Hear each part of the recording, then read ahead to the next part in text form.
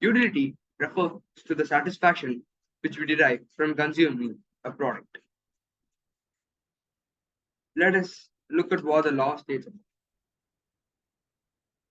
The law of diminishing marginal utility states that as a consumer consumes more units of a specific product, the additional satisfaction or utility derived from each additional unit will decrease over time.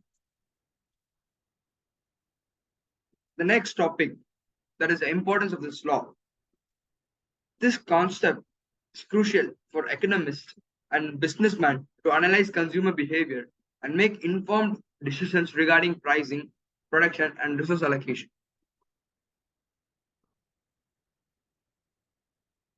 The utility can be divided into two types, total utility and marginal utility, which are the key elements of this law. Let us look at them at the next slide. The total utility refers to the overall satisfaction derived from consuming a certain quantity of product. Let us take an example of a biscuit packet. Total utility refers to the satisfaction derived from consuming this biscuit packet as a whole.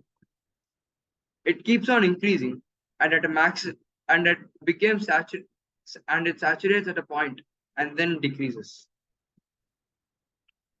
Next, the term marginal utility. The term marginal utility represents the additional satisfaction gained from consuming additional unit of a product. Let us take the same biscuit packet as an example. The biscuit packet example, let us have an imagination that that biscuit packet contains total of 10 biscuits. The marginal utility refers to the satisfaction derived from consuming one biscuit from the biscuit packet. So, take an example of this graph. Here, when we are of high hunger, if we consume the first apple, our satisfaction level will be high. That is, the marginal utility will be high, that is at 8. If we consume the second apple, it will reduce to 6. And subsequently, if we consume the third apple, it will reduce to 4. And it keeps on decreasing and reaches negative level. It is important to note that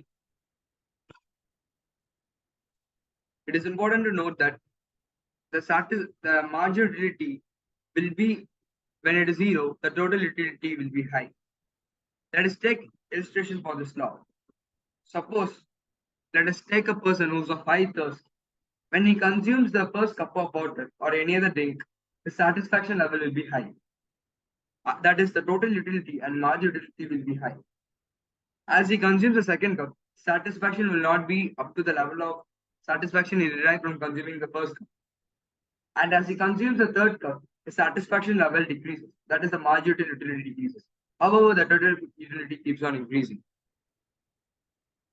This can be inferred very well from the image. Let us now look at the applications of this law.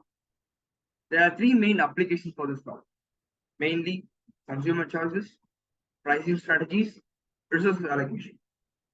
Consumers tend to allocate their resources to maximize utility. They will continue to consume until the marginal utility equals the price they are willing to pay. Price strategies. Businessmen can use this law to determine optimal pricing. They must consider the marginal utility and price elasticity of demand, find a balance that maximizes profit. Understanding the third application is that resource allocation. Understanding diminishing marginal utility helps in allocating resources efficiently, as businessmen can focus on producing goods and services that provide the most utility to consumers. There are 3 main exceptions to this law.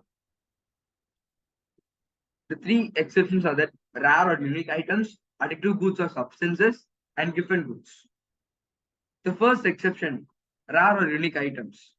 The law may not apply to rare or unique items because their scarcity and exclusivity can increase the perceived value and utility with each additional unit. The second exception, addictive goods and substances.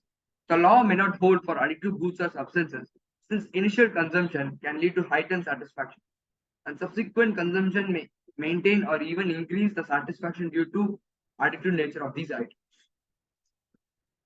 The third exception is giffen goods. Giffen goods defy the law of demand by exhibiting an increase in demand as their price rises. This exception occurs for goods that are typically inferior or basic necessities, where consumers increase their consumption despite diminishing utility per unit. Finally, moving on to the conclusion of this law. The law states that as a consumer consumes more and more units of a product, the additional satisfaction derived from each additional unit decreases. Total utility increases with each additional unit consumed but at a decreasing rate. Marginal utility represents the additional satisfaction gained from consuming one additional unit, but it diminishes as more units are consumed. Consumers allocate their resources to maximize utility, stopping consumption when the marginal utility equals the price they are willing to pay. Thank you very much.